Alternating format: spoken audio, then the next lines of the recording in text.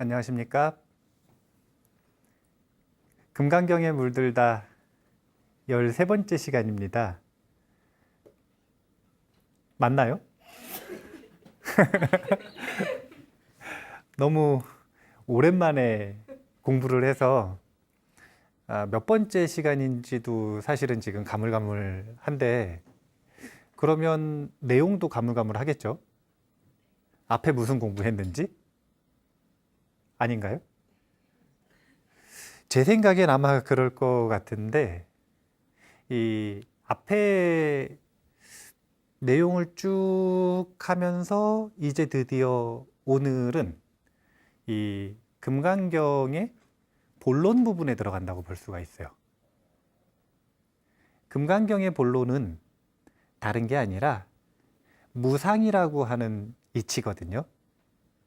무상이라고 하는 이치는 바냐바라미를 이야기할 때 무상이라고 하는 단어가 쓰이기 시작한 건데, 이 무상의 이치가 금강경에서는 본론이에요. 본론. 그래서 앞부분에서 오리엔테이션과 그리고 지난 시간에 무주라고 하는 실천과제를 이야기를 한 후에 이제 금강경의 핵심으로 들어가는 때가 바로 오늘입니다. 무상바냐. 무상바냐라는 것이 도대체 무엇인가? 그러면 그 무상바냐를 이야기하고 있는 부분이, 그러니까 금강경 중에서 부분이 어디인가? 그건 이제 열이실견분이라고 하는 제5분인데, 이 제5분을 오늘 공부할 것인가? 안 할 거예요. 이 무상바냐의 이치를 알기 위해서 미리 알아야 되는 두 가지 제반사항을 오늘 한 번, 그 다음 시간에 한 번 하고, 그리고서 이제 본문에 들어갈 겁니다. 그 중에서 이제 첫 번째로 나오는 이야기는 이거예요. 사람들이 부처님을 표현하는 굉장히 다양한 수식어들이 있어요. 그런데 오늘의 내용을 놓고 보면 부처님은 혁명가입니다. 혁명가. 혁명이라고 하는 게 뭐죠? 바꾸고 뒤집고 또 완전히 새로운 걸 만들고. 부처님께서는 인류의 정신을 지배하던 두 문명을 극복하고 하나의 새로운 문명을 완전하게 만들어낸 사람이에요. 그렇기 때문에 혁명가라고 이름을 붙였는데, 제가 이 제갈량의 삼국지에서 보면 천하 삼분지계라고 하는 아주 유명한 이 전략이 있어요. 전략. 그 이름을 빌렀어요. 부처님의 천하 삼분지계. 오늘의 주제입니다. 부처님의 천하 삼분지계를 통해서 부처님께서 어떤 왕국을 만들어냈는가. 이 내용이 열이실견분을 이해하는 데 있어서 되게 중요한 기반이 될 거예요. 그래서 제가 부처님께서 어떤 왕국을 만들어내는지에 대한 과정을 보여드릴 건데, 이렇습니다. 부처님께서는요, 경전 속에서 자주 이런 언급을 하셨어요. 어떤 언급을 하셨냐면, 인류는, 사람은 고금 이래 두 왕국의 왕에게 지배당하고 있다고 해요. 두 왕의 이름은 첫 번째는 있다왕이고 두 번째는 없다왕이에요. 이제 한문으로는 유왕, 무왕이라고 합니다. 있다왕과 없다왕에게 지배당하기 시작한 거예요. 예를 들면 이런 겁니다. 자, 부처님께서는 나라고 할 만한 것이 있다 그랬나요? 없다 그랬나요? 없다고 했죠? 그러면은 몸은 있는 거예요? 없는 거예요? 있어요? 없다면서요, 방금. 아니, 나라고 할 만한 것이 없다고 했잖아요. 그럼 사람들은 육체를 나라고 생각하잖아요. 그럼 육체가 있다는 거예요, 없다는 거예요? 사람들은 나라고 할 만한 것이 없다 그랬더니 보통 어떻게 생각을 하냐면, 그럼 몸과 마음이 없나 보다. 이게 실제가 아닌가 보다. 이렇게 생각을 하는 거예요. 이게 뭐냐면 없다 그랬더니 없다왕에 지배당하기 시작한 거예요. 원래는 있다왕의 지배를 당했던 거예요. 그랬다가 나라고 할 만한 게 없다 그러니까 몸과 마음도 없나 보다. 없다왕의 지배를 당하는 거예요. 그러면 부처님 또 뭐라 그러시냐면 아니 나라고 할 만한 게 없지 몸과 마음은 있다니까? 그럼 또 뭐라고 생각하냐면 나라는 게 있구나. 아니 사람들이 너 나 할 것 없이 1000년 전이나 지금이나 이 부처님의 무아에 대한 진리, 무상에 대한 진리를 듣는 사람들의 반응은 똑같아요. 없다 그러면 없나 보다, 허무주의. 아니라니까, 있다니까 그러면 있나 보다, 항상한가 보다. 이렇게 사람들은 양극단, 있다와 없다 사이에 이 진자운동을 반복하고 있어요. 있다에서 없다로, 없다에서 있다로, 있다에서 없다로. 왜 요즘에 보면은 사람들이 아주 이 극단적인 개념들에 많이 빠져 있단 말이에요. 그런 개념들이 발전해 나가는 과정이 기본적으로 이 유왕과 무왕에게 지배당하면서부터 시작이 되는 겁니다. 지금 현재 인류의 정신문화를 리드해 나가는 축들이 있어요. 근데 그 축들을 보면 종교도 한 축이 될까요, 안 될까요? 근데 그 종교 중에서도 지금 불교 얘기하고 있으니까 불교 빼보고, 불교 빼면 어디가 대표적인 종교냐면은 유일신을 섬기는 종교가 대표적인 종교죠. 유일신 하나에서 유대교, 개신교, 천주교, 이슬람교, 분파가 여러 개가 나왔지만 전부 다 유일신을 섬기는 종교잖아요.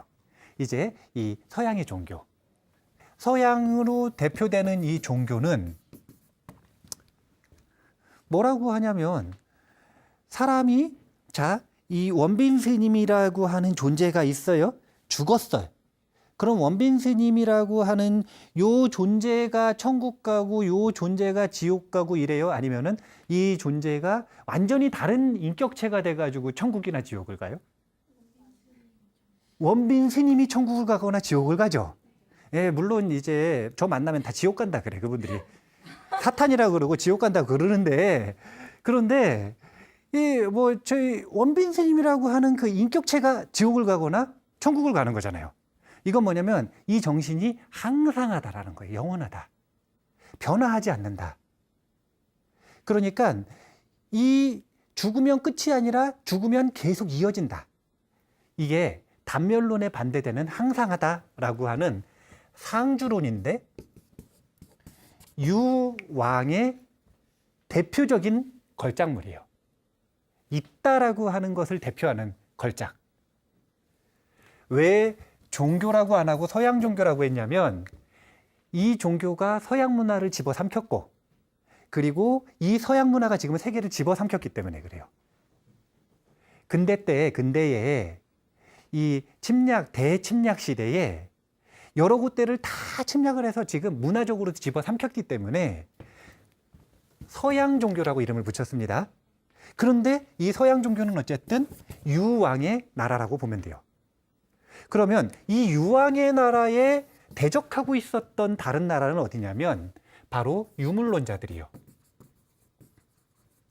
이분들이 보통 뭐냐면 철학계나 종교계에도 죽으면 끝이다 이런 사람들이 있어요, 물론. 근데 이분들이 보통 과학자들, 요즘으로 치면 물리학자들의 대표적인 견해라고 볼 수가 있어요. 이분들의 특징은 뭐냐면 인간의 정신은 그냥 뇌의 신호일 뿐이라는 거예요. 그럼 뇌가 죽어버리면 정신은 끊어진다 이거예요. 그럼 사후세계가 어디 있느냐 이거예요. 죽으면 끝이지. 이게 지금 바로 단멸론을 이야기를 하는 거고 이게 바로 무왕. 없다 왕국의 대표적인 걸작이라고 볼 수가 있어요.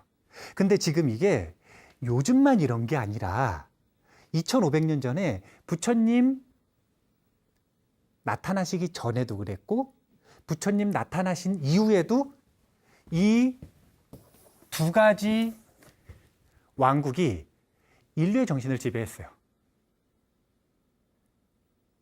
부처님 나타나시면서 달라진 거예요.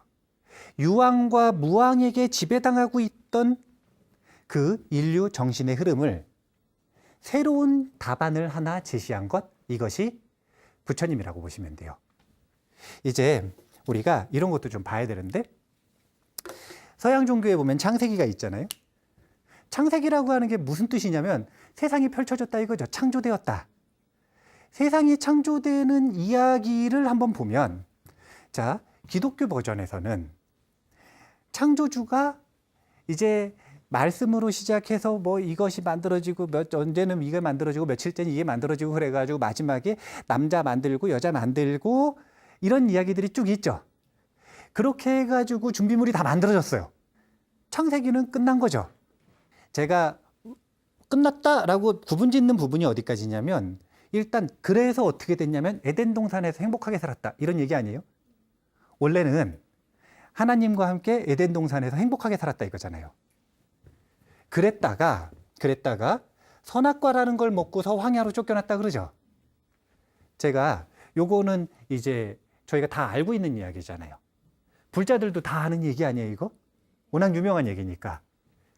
불교식 창세기가 어떻게 되는지 알려드릴게요. 이게 불교 대승기신론 버전에서 보면, 대승기신론 버전에서는 창조주가 에덴 동산을 어떻게 만들었는지에 대한 언급은 아예 없습니다. 언급을 할 수가 없는 거예요. 왜 언급을 할 수 없는지는 차차 인식론을 배워보면 알 수가 있어요. 이거는 불가사의한 거예요. 불가사의. 우리의 이분법적 생각으로는 헤아릴 수가 없는 거예요. 그래서 어디서부터 시작을 하는 거냐면 열반의 세계가 있었다 이거예요. 열반의 세계가 있었다 이거예요. 이게 뭐냐면 에덴 동산이 있었다 이거예요. 그런데 열반의 세계에서 선악과를 먹듯이 근본 무명의 바람이 불었다 이거예요. 그래서 그 근본 무명의 바람에 쏘가버리는 순간 어떻게 됐냐면 열반의 세계에서 중생은 사바 세계로 쫓겨난 거예요. 구조가 이런 구조인 거예요. 열반의 세계이든 아니면 에덴 동산이든 상관없이 지금 이거는 어차피 중생이 지금 살아가는 세계가 아니에요. 기독교에서 지금 이 에덴 동산에서 쫓겨난 죄인들이 살아가는 세계가 아니에요. 이거는 지금 황야가 아니에요. 이거는 마음의 고향이라. 이건 마음의 고향이고 되돌아가야 할 곳이고, 진단은 똑같아요. 현재 인류가 이곳에서 선악과를 먹고 쫓겨났든 아니면 근본 문명 때문에 쫓겨났든 상관없이 황야라고도 표현을 하고 사바세계라고 하는 곳으로 표현이 되는 지금 이 세계에서 인류는 살고 있는 거예요. 자, 봐보세요. 에덴 동산과 황야, 어디가 더 고통스러워 보여요? 뉘앙스가 벌써 황야가 고통스러워 보이죠? 그러니까 자기는 지금 분명히 행복한 기억이 있는데 고통스럽게 살아요. 황야에서 살고 있어요. 그럼 자기가 지금 죄를 좀 지은 것 같아요? 안 지은 것 같아요? 그리고 아무리 찾아봐도 에덴 동산은 못 보겠고 돌아가지도 못하겠어요. 그럼 자기는 쫓겨난 것 같아요? 안 쫓겨난 것 같아요? 그런 입장을 가지고 있는 게 기독교의 교리고, 그런 입장을 가지고 있는 게 기독교의 교리고, 불교의 교리에서는 열반의 세계를 에덴 동산처럼 자세하게 상징하거나 언급하지 않는단 말이에요. 그러니까 이 열반의 세계에서 우리가 본래 살았고 그곳에서 지금 쫓겨났고 그곳으로 되돌아가야 되고 그곳으로 되돌아가려면 죄를 사해야 되고 이런 개념이 특별히 강하지가 않은 거예요. 다만 이쪽에 지금 초점을 맞춰서 설명을 하는 게 아니라 아예 지금 여기서부터 시작을 하니까 불교의 설명은 열반의 세계가 어떻게 만들어졌는지 거기에서의 경험이 어떤지는 언급이 없다니까요. 왜냐하면 언급할 수 없는 내용이기 때문에. 그럼 뭐부터 설명하는 거냐면 왜 우리가 여기 살고 있고 왜 여기는 고통스러운지를 이야기를 하는 거예요. 그러니까 죄의식이 없는 거예요. 죄의식이. 죄의식을 전면으로 내세우질 않는 거예요. 근본무명 이런 이야기 들어보면 원죄 같아요. 근데 구조는 지금 보면 똑같은 구조라는 거예요. 우리가 착각을 하면 안 되는 것 중에 하나가 황야나 사바 세계가 창조주에 의해서 만들어진 게 아니라 창조됐다, 무엇인가가 창조되었다라고 하는 세계는 지금 요 세계를 이야기를 하는 거예요. 요 세계.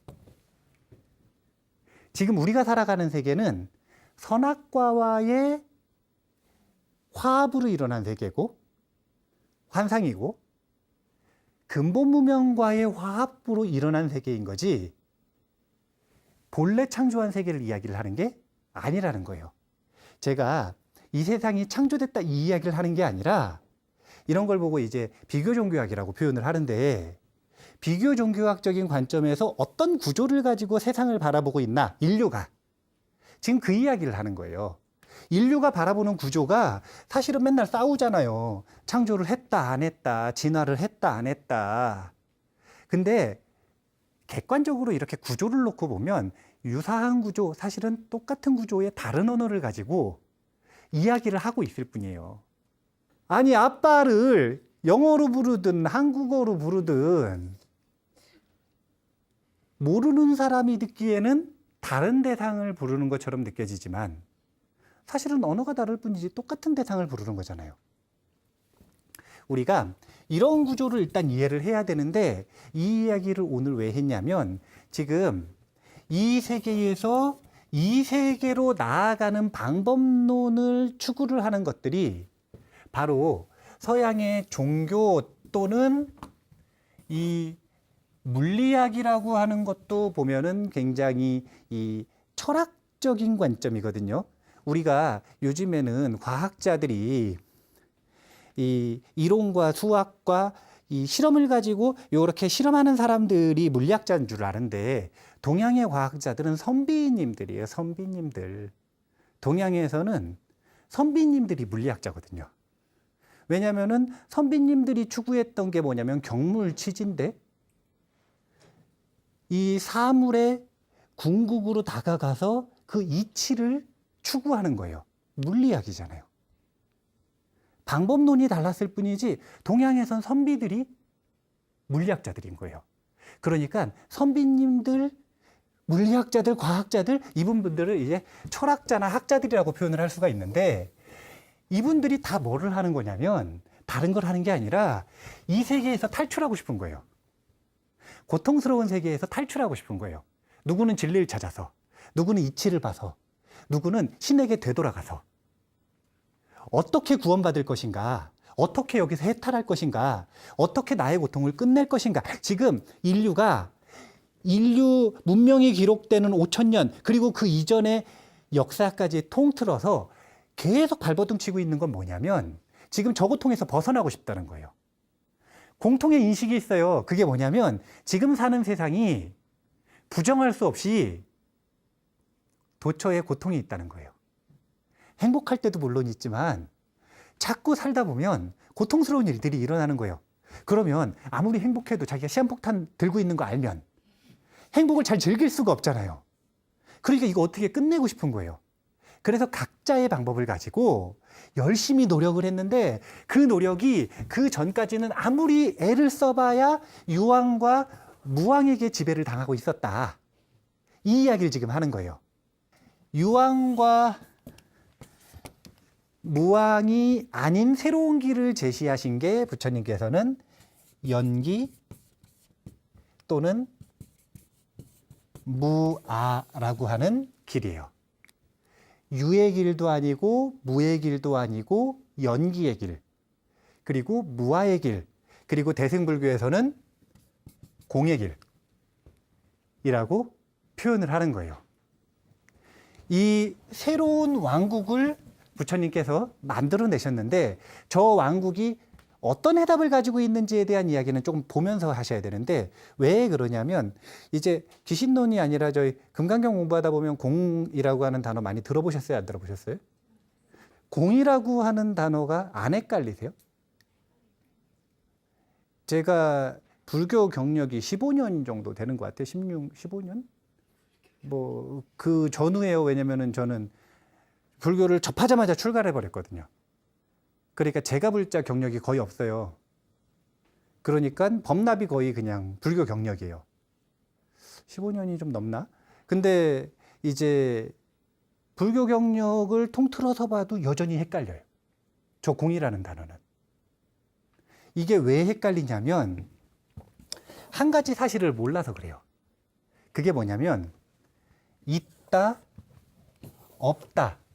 뭐가 있고 뭐가 없는 거냐면 존재라고 하는 것이 있다고도 표현하고 존재라고 하는 것이 없다고도 표현하는 거잖아요. 존재라고 하는 것이 항상 이어진다라고도 표현하고 존재라는 것이 끊어진다라고도 표현하는 거죠. 즉 존재한다, 존재가 있다라고 하는 것의 진정한 의미를 몰라서 그러는 거예요. 존재한다라고 하는 것이 어떤 의미를 숨기고 있는지를 우리가 알면 그러면 공을 이해하기가 쉬워져요. 그래서 오늘 제가 저 부처님이 만들어내신 공의 왕국을 설명하기 위해서 존재한다, 있다라고 하는 게 어떤 의미인지를 설명을 해드릴 거예요. 유의 의미라고 하는 건 존재한다는 것이 어떤 의미인지를 이야기를 하는 건데 첫 번째는 존재한다라고 하는 것에는 이런 뜻이 있어요. 독립적이라는 뜻이 있어요. 그리고 두 번째는 변화하지 않는다라는 뜻이 있어요.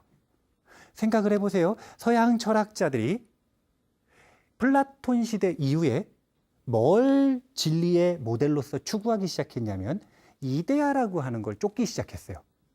절대 진리인데 그 이데아, 절대 진리라고 하는 것은 독립적이어야 돼요? 다른 데 의존적이어야 돼요? 의존적이면 절대 진리예요? 아니죠. 그 다음에 항상 해야 돼요? 변화해야 돼요? 항상 해야 되죠. 그러니까 이 존재한다라고 하는 의미가 저 서양의 유의 왕국에서 나온 거예요. 서양의 저 유의 왕국 있다라고 하는 관념에 밑바닥에는 뭐가 깔려 있는 거냐면 존재는 독립적이다. 그 다음에 변화하지 않는다라고 하는 숨겨진 의미가 깔려 있는 거예요. 이 속뜻을 이해를 못하면 공성이 무엇을 깨버리고자 하는지, 어떤 고정관념을 깨버리고자 하는지를 이해를 못하는 거예요. 그래서 끊임없이 유와 무를 왔다 갔다 할 수밖에 없는 거예요. 자, 기억을 꼭 해놓으셔야 돼요. 존재한다에는 이런 의미가 숨겨져 있다. 첫 번째는 독립적이다. 두 번째는 변화하지 않는다. 그런데 잠깐만 생각을 해봐도 우리가 경험, 일상에서 진짜 경험할 수 있는 세상을 살아갈 때 독립적이면서 변화하지 않는 것이 있을까요, 없을까요? 자, 다시 한 번만 복습해 보겠습니다. 존재한다, 있다. 어떤 의미가 포함되어 있다고요? 독립적이다. 변하지 않는다. 그러면 무의 왕국이라고 하는 건 무슨 뜻이냐면 독립적이고 변화하지 않는 것은 없다는 이야기를 하는 거예요. 그런 거 없다. 이걸 가지고 두 왕국이 패권 싸움을 한 거예요, 지금. 그런데 우리가 여기 왜 잘 속냐면요. 있다는 생물에게 있어서는 뭐냐면 생존 의미예요. 있다. 잡아보세요. 없다. 생물에게 있어서는 없다. 어떻게 된 거예요? 그럼 있다. 살아있는 거잖아요.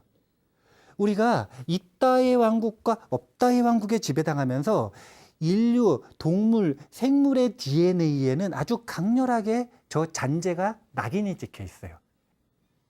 우리는 완벽하게 저 두 왕들에게 지배당하기 위해 여기다 찍는 건 약과라니까요. 여기는 지우거나 가릴 수라도 있지. 아예 본능에다 찍어버린 거예요. 생존 본능이라는 이름으로. 우리는 생존 본능을 극복하지 못하는 한 유왕과 무왕의 지배력에서 벗어날 수 있는 방법이 거의 없어요. 그 길을 제시한 게 바로 부처님인 거예요. 자, 어떻게 되냐면요. 우리 동물의 뇌에는 흔적이 있어요. 생존 본능이라는 이름으로. 전략이 있는데, 자, 어떤 전략이 있냐면, 뇌에는 이런 전략이 새겨져 있습니다. 첫 번째는 생존을 위해서 뭐가 유리한지 한번 봐보세요. 내가 토끼예요. 저 법부님이 호랑이라. 그러면 토끼가 호랑이와 나는 하나라. 나와 남은 원래 분리가 된 게 아닌 거예요. 우리는 하나예요. 그래서 자꾸 옆에 가요. 이러면 생존에 유리할까요? 아니면은 호랑이다. 내가 잡아먹히겠지. 저건 나랑 다른 존재다. 하고 경계하고 도망가는 게 생존에 유리할까요? 그래서 숲에서 살아가는 동물들은 철저하게 나와 남을 구분할 수밖에 없는 뇌의 흔적이 있습니다. 첫 번째, 나와 남은 철저하게 구분한다. 다르다. 이게 지금 우리에게 새겨져 있는 DNA 속의 흔적이에요. 두 번째, 나와 남을 구분을 하면 나의 세력과 남의 세력, 나의 편과 남의 편이 구분이 되겠죠. 한 곳에서 자기를 보호할 수 있는 세력들을 쫙 갖춰놓고 살아가는 게 훨씬 생존에 유리할 거 아니에요. 그래서 자주 변해야 돼요? 변화하면 안 돼요? 변화하지 않는 걸 추구하기 시작한 거예요. 첫 번째, 나와 남은 무조건 구분한다. 나와 남은 철저하게 구분한다. 내 자리는 변화하지 않고 지킨다. 철옹성을 쌓고. 지금 두 가지 흔적입니다. 우리가 지금 있다와 없다의 왕에게 지배당하고 있는 흔적이에요. 세 번째가 있어요. 그건 뭐냐면 쾌락을 추구한다. 이게 뭐냐면요. 마음의 고향이 있어요. 불자들은 열반의 세계라고 하고 크리스찬들은 에덴 동산이라고 표현을 합니다. 마음의 고향이 있어요. 그 마음의 고향이 행복했죠. 그러면 고통이 있는 게 현실인데 그 고통에 초점을 맞추면 뭘 못하냐면 종족 번식을 못하는 거예요. 동물이 영생을 살기 위해서 새로운 전략을 만들어낸 게 뭐냐면 아무리 노력을 해도 자기가 사고사로 죽거나 적에게 찔려서 죽거나 자연사로 죽거나 이거 막을 수가 없는 거예요. 그래서 자기의 종족을 유지시키면 인류에게는 가문을 유지시키면 차선책으로 선택한 영생의 전략이 이건 거예요. 종의 유지. 그러면은 종족 번식하는 그 행위가 막 즐거워. 쾌락을 추구하다 보니까. 그게 너무 좋아요. 이게 종족 번식에 유리할까요? 너무 고통스럽고 염세적이고 살기 싫고 힘들고 이게 종족 번식에 유리할까요? 그래서 뇌의 흔적이 뭐냐면 쾌락을 바라보고 쾌락을 추구하도록 만들어 놓은 거예요. 쾌락을 추구할 수밖에 없는 구조로 만들어 놓은 것, 이것도 바로 있다 왕국, 존재를 유지하기 위한 생존 본능의 낙인들입니다. 근데 부처님께서는 공의 왕국, 중도의 왕국, 연기의 왕국을 만들어내시면서 이 세 가지하고 완벽하게 다른 길을 추구하도록 불자들에게 제시를 한 거예요. 그게 뭐냐면 무아의 왕국을 건립을 하셨는데, 자, 무아는 연기다. 같이 이해를 하시면 돼요. 그런데 연기를 구체적으로 표현을 하는 것이 우리가 대승불교에서는 삼법인이라고 알고 있는데 초기 불교 속에, 그러니까 니까야 속에 삼법인이라고 하는 단어는 없다 그래요. 그러면 부처님은 삼법인이라는 단어를 안 쓰셨고 뭘 쓰셨냐면 삼특상이라고 하는 표현을 쓰셨어요. 삼특상. 세 가지 특별한 모습이라는 거예요. 이거는 주의 깊게 관찰해 봐야 되는 모습이라는 거예요. 삼법인하고 내용은 똑같아요. 근데 순서가 있어요. 삼법인이 뭐냐면 재행무상, 재법무화, 일체계고죠. 순서가 어떻게 되는 거냐면 첫 번째는 부처님이 제자들에게 묻습니다. 이걸 딱 보여주시면서 제자들에게 물어요. 이것은 변화하는가 항상한가 물어보세요. 쉽게 대답하지 말고 관찰해 보라 이거예요. 그냥 부처님 물어보셨으니까 변합니다 이렇게 대답하지 마시고 자신의 윗바사나의 지혜로 잘 살펴보라 이거예요. 관법으로 잘 살펴보라 이거예요. 진짜로 이게 변하나? 아니면 정말 항상한가? 자, 이것은 변하나요? 항상하나요? 변하죠? 변하죠? 여기 동의하세요? 네, 부처님께서는 동의하시면 그 다음 말을 하셨어요. 제자들이 변합니다. 그러면 동의를 하면 다음 말 하시는 거예요. 자, 그러면 이렇게 묻는 거예요. 자, 그렇다면 모든 것은 변화하는데 그 변화하는 것은 쾌락인가 고통인가? 이렇게 물어보셨어요. 변화하는 것은 고통스러운 일인가?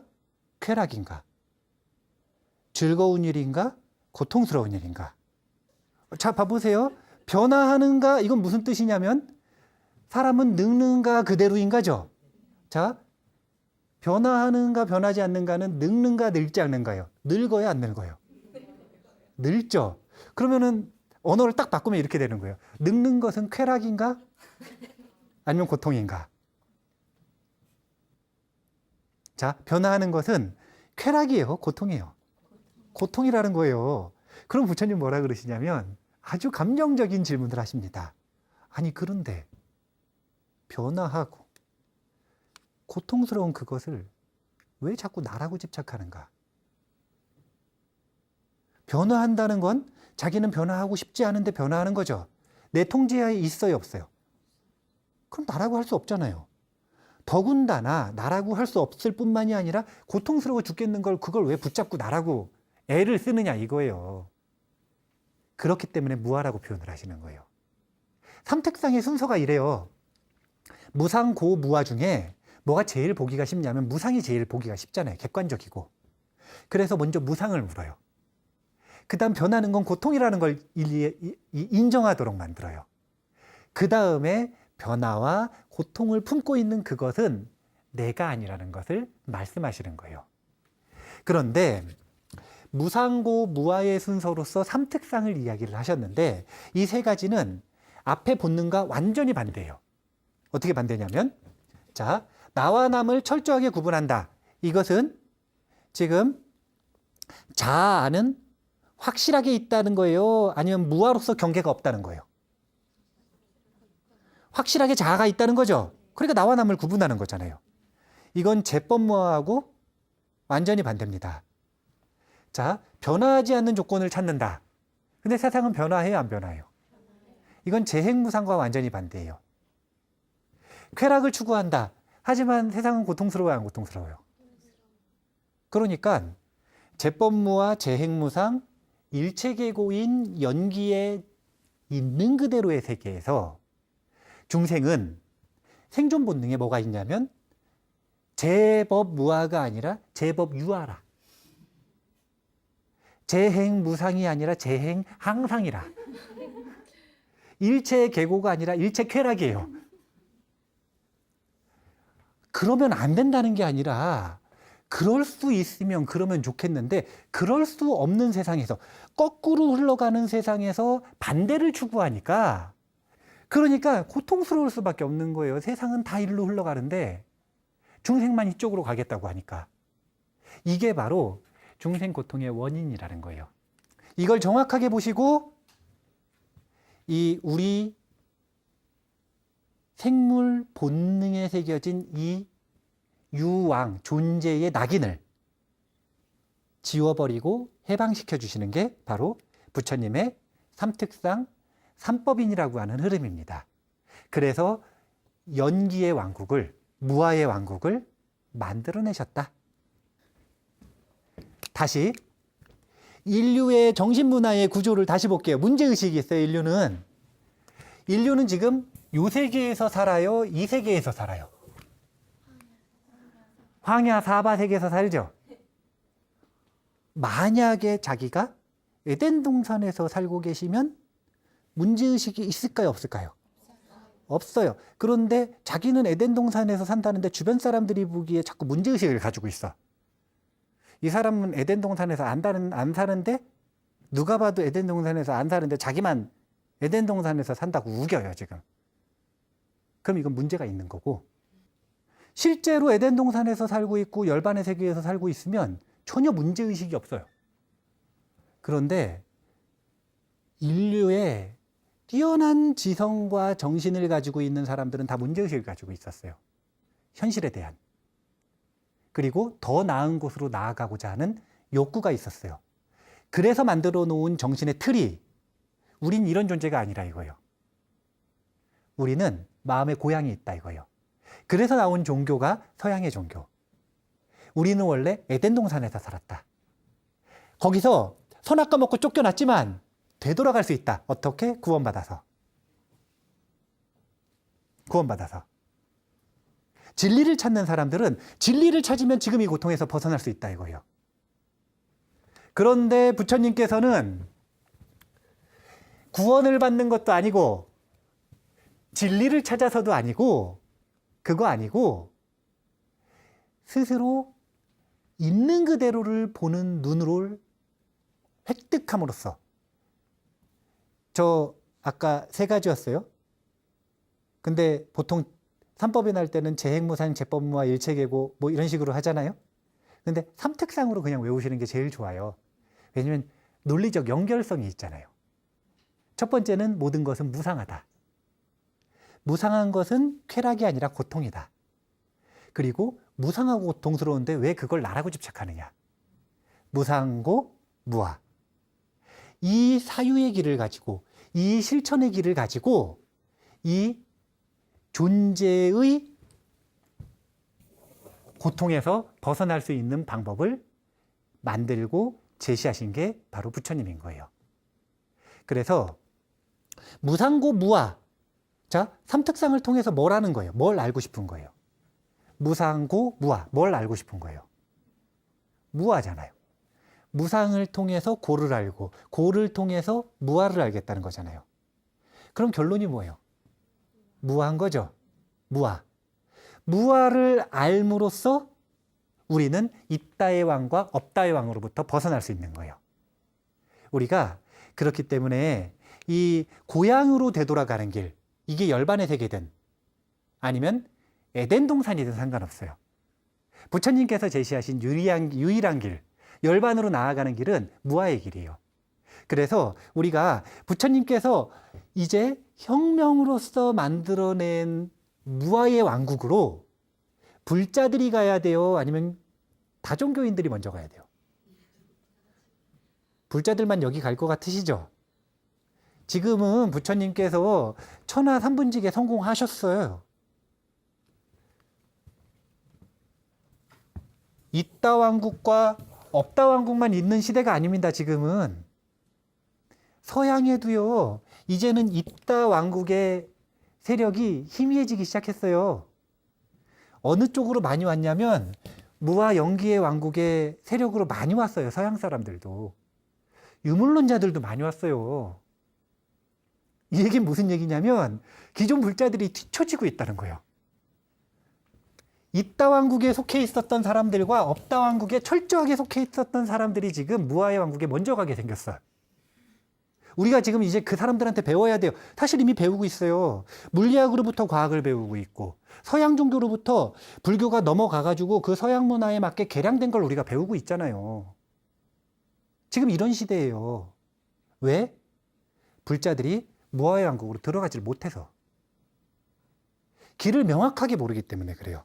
그건 다름이 아니라 이거부터 봐야 되는 거예요. 전제. 있다와 없다는 뭘 나눈 기준이었냐면 존재라는 게 무엇인가를 나눈 기준이라 이거예요. 존재는 있는 거냐 아니면 없는 거냐. 근데 그게 아니라 부처님은 뭐라 그러셨냐면 무하다, 공이다 이렇게 얘기해 버리신 거예요. 삼파전이란 말이에요. 삼파전. 세 개의 국가가 이제는 팽팽하게 힘을 겨루고 있어요. 근데 그 세 개의 국가를 나누는 기준은 존재라고 하는 의미예요. 오늘 이거 하나만 기억하시면 되는 거예요. 존재한다라고 하는 건 어떤 의미를 품고 있다고요? 독립적이다. 변하지 않는다. 아니 우리가 얼마나 깊게 그걸 받아들이고 있으면 뇌에 낙인이 찍혀 있는데도 이걸 의식화하려고 그러면 잘 기억이 안 나요. 왜냐하면 철저하게 물들어 있기 때문에. 보조국사 진울 스님이 깨달음을 얻으셨단 말이에요. 도노하셨어요. 화엄경을 읽다가 크게 깨달았어요. 그런데 3년 정도 더 보림하시는 기간을 가지셨대요. 그리고 3년 동안 더 수행을 하신 다음에 한탄을 하시기를, 이제 진짜로 그 도노에 걸맞는 깨달음을 완성을 하신 다음에 한탄을 하시기를, 이 자아에 대한 고정관념이 얼마나 지독한지. 피부 같대요. 피부. 벗겨낼 수 없을 만큼 밀착되어 있고 벗겨내도 끊임없이 재생하는. 그래서 그거 다 벗겨내는데 정말 애를 썼다 이거예요. 우리의 자아에 대한 관념은 우리의 생존 본능에 그렇게 강력하게 낙인 찍혀 있는 거예요. 우리가 추노에서 막 도망다니는 그 노비 보고 웃을 게 아니라니까, 슬퍼할 게 아니라니까요. 우리 꼴이 그 꼴이라. 거기서 벗어나고 싶으면 이 낙인을 지워야 돼요. 그리고 이 낙인을 지으려면 무아의 왕국에 들어가는 문 앞에 현판이 하나 붙어 있는데 그 현판을 잘 기억해야 돼요. 그게 뭐냐면 주체는 없지만 경험은 있다라고 하는 현판입니다. 이 왕국의 슬로건, 이 국가의 슬로건이에요. 들어오는 사람들은 이 문장을 외우고 들어가야 되고 이 문장을 익혀야 돼요. 주체는 없지만 경험은 있다. 봐보세요. 있다는 거예요, 없다는 거예요? 있지도 않고 없지도 않다는 거죠. 이게 바로 무아의 왕국이고 공의 왕국이고 영기의 왕국입니다. 저 문장을 이해를 하려면 있다라고 하는 것이 아까 어떤 의미가 있다고 하는지 꼭 기억을 해 두셔야 되는 거예요. 이거 계속 써먹어야 돼요. 금강경 속에서 이거 기억을 못 하시면 헷갈려요. 금강경이 장난하는 것 같아, 이게. 분명히 앞에서는 있다 그랬다가 뒤에서는 없다 그랬다가 다시 있다 그랬다가 없다 그랬다가 부처님 84,000번문 길게 말씀하시고 한마디도 안 했다 그러셨다가 이게 뭐냐 이거예요. 그 있다는 것, 그 없다는 것, 그것이 공하다는 것, 그것이 무상이라고 하는 것이 다른 게 아니라 저 존재에 대한 논의라는 거예요. 독립적이고 영원불멸한 이 두 가지 의미를 포함하고 있는 그것, 이 기준을 가지고 나누고 있다는 것. 우리가 이걸 꼭 기억하셔야 돼요. 그래서 이 문장은 반복해서 나올 거예요. 계속. 왜냐하면 우리는 지금 무아의 왕국에 들어가려고 그러는 거잖아요. 낙인을 좀 제거해야죠. 언제까지 여기다가 이렇게. 우리가 불자답게 좀 멋지게 살려면 불자, 부처님 아들이잖아요. 아버지 따라 혁명가가 돼야 돼요. 낙인 찍힌 대로 살면 안 돼요. 뇌에 새겨져 있다고 그대로 따르면 안 돼요. 우리는 저 무아의 왕국, 마음의 고향으로 돌아가야 됩니다. 열반의 세계로 나아가는 길은 유일해요. 부처님께서 선언하셨어요. 무아의 길, 중도의 길입니다. 우리가 그 무아의 길을 잘 배울 수 있는 기회를 이 금강경 수업을 통해서 이어나갈 수 있으면 좋겠습니다. 다음 시간에도 열애실견분 안 할 거예요. 한 가지 상식을 더 배우고 그 다음 본론으로 들어갈 겁니다. 자, 그러면 오늘은 있다의 진정한 의미 꼭 기억을 하실 거라고 생각을 하고 이만 마치겠습니다. 감사합니다.